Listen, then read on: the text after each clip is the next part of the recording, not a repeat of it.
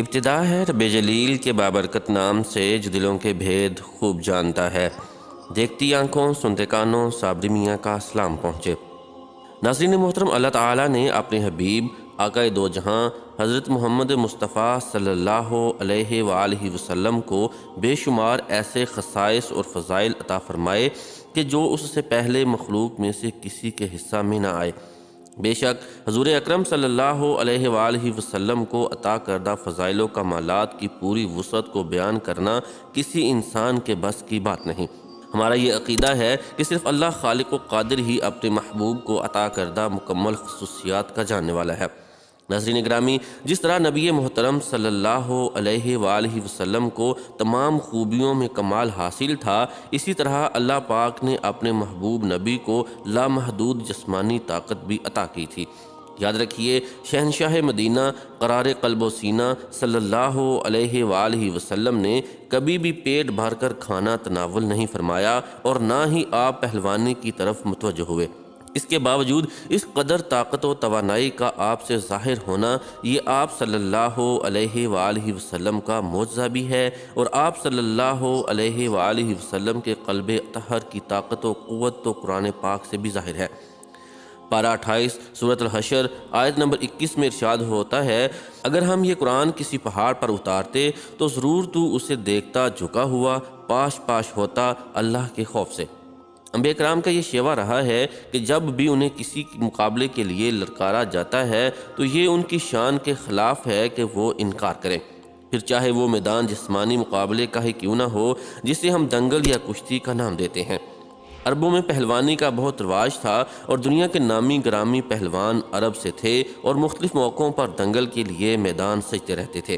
مستند کتابوں میں ایسے دو مشہور واقعات پیش کیے گئے ہیں کہ جب ہمارے پیارے نبی محبوب رب کائنات حضرت محمد صلی اللہ علیہ وآلہ وسلم کو کسی نے دنگل یا کشتی یا پہلوانی کے لیے للکارا۔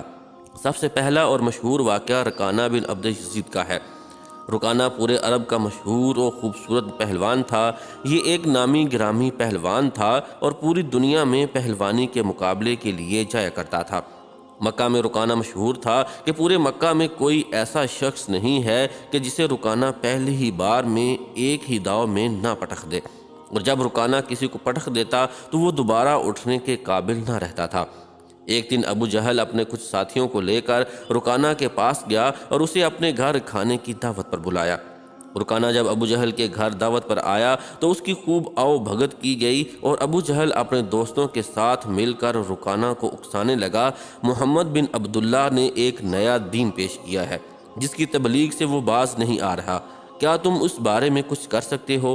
رکانہ تکبر بھرے لہجے میں کہنے لگا، میں کسی بچے سے نہیں لڑ سکتا، میرے ساتھ مقابلے کا سن کر تو بڑے بڑے پہلوان بھاگ جاتے ہیں، اور تم مجھے ایک ایسے شخص سے کشتی کے لیے اکسا رہے ہو جس نے کبھی پہلوانی نہیں کی۔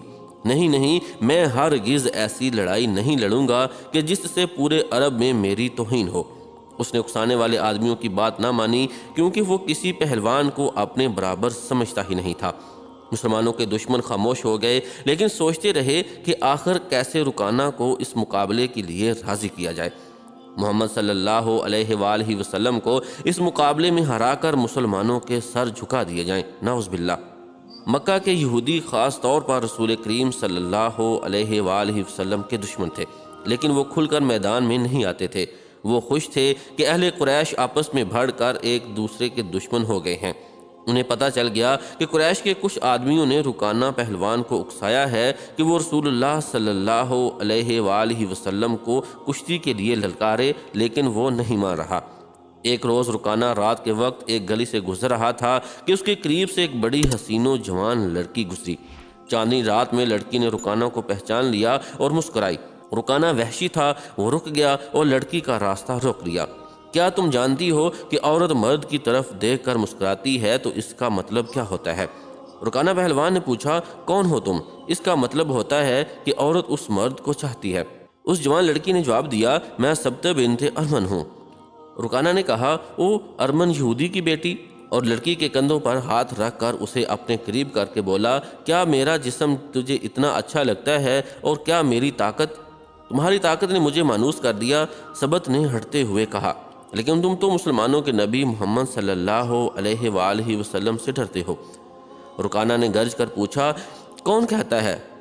ثبت بن ارمن نے جواب دیا، سب کہتے ہیں، پہلے محمد کو گراؤ، میں اپنا جسم تمہیں انعام میں دے دوں گی۔ یہ ایک طرح سے یہودیوں کی چال تھی، کیونکہ وہ جانتے تھے کہ رکانہ لڑکی کو منع نہ کر پائے گا۔ خیر، رکانہ اس خوبصورت حسینہ سے کہنے لگا، مجھے لات اور عزیٰ کی قسم، اب میں محمد صلی اللہ علیہ وآلہ وسلم کو ہرا کر ہی تمہارے سامنے آؤں گا۔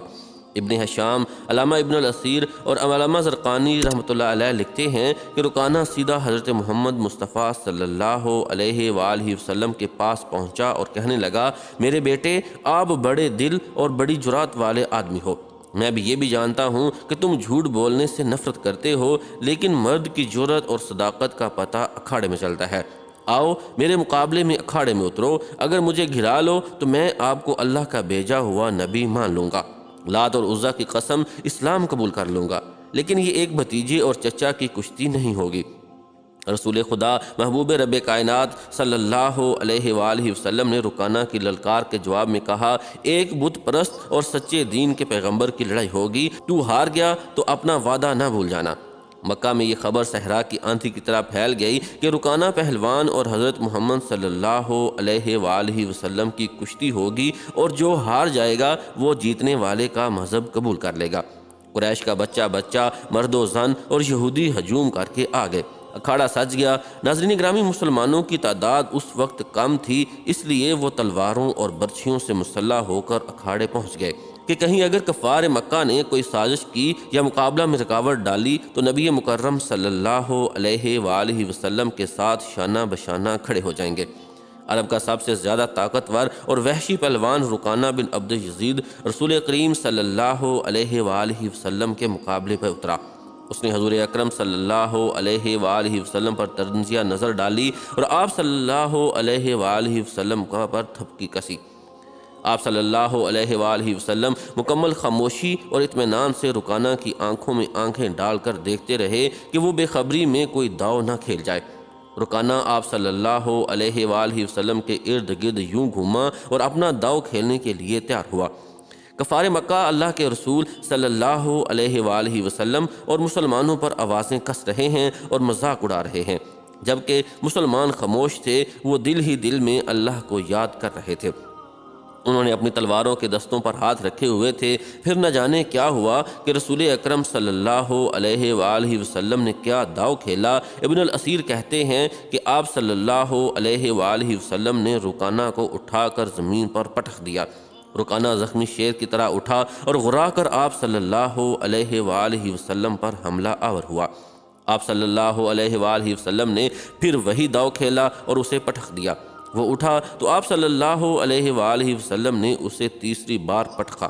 بھاری برکم جسم 3 بار پٹخا گیا تو کشتی جاری رکھنے کے قابل نہ رہا۔ رکانہ سر جھکا کر اکھاڑے سے نکل گیا۔ ہجوم پر سناٹا طاری ہو گیا اور مسلمان ننگی تلواریں اور برچھیاں ہوا میں لہرا لہرا کر اور اچھال اچھال کر نعرے لگا رہے تھے۔ رکانہ، رسول کریم صلی اللہ علیہ وآلہ وسلم نے للکار کر کہا، اپنا وعدہ پورا کر اور یہیں اعلان کر کے آج سے تو مسلمان ہے۔ رکانہ نے قبول اسلام سے صاف انکار کر دیا اور پھر فتح مکہ کے دن اسلام قبول کر لیا۔ بعض مورخین نے لکھا ہے کہ رکانہ نے کشتی والے دن ہی اسلام قبول کر لیا تھا اور کہا تھا کہ جس ہستی نے مجھے ہرایا ہے یہ کوئی عام آدمی نہیں ہو سکتے، بے شک یہ اللہ کے پیارے نبی ہیں۔ اسی طرح امام زرقانی بیان کرتے ہیں کہ ابو الاسود جمحی اتنا بڑا طاقتور پہلوان تھا کہ وہ ایک چمڑے پر بیٹھ جاتا تھا اور 10 پہلوان اس چمڑے کو کھینچتے تھے تاکہ وہ چمڑا اس کے نیچے سے نکل جائے، مگر وہ چمڑا پھٹ پھٹ کر ٹکڑے ٹکڑے ہو جانے کے باوجود اس کے نیچے سے نہیں نکل پاتا تھا۔ اس نے بھی بارگاہ اقدس صلی اللہ علیہ وآلہ وسلم میں آ کر یہ چیلنج دیا کہ اگر آپ صلی اللہ علیہ وآلہ وسلم مجھے کشتی میں پچھاڑ دیں تو میں مسلمان ہو جاؤں گا۔ حضور نبی کریم صلی اللہ علیہ وآلہ وسلم اس سے کشتی لڑنے کے لیے کھڑے ہو گئے اور اس کا ہاتھ پکڑتے ہی اس کو زمین پر پچھاڑ دیا۔ وہ آپ صلی اللہ علیہ وآلہ وسلم کی اس طاقت نبوت سے حیران ہو کر فوراً ہی مسلمان ہو گیا۔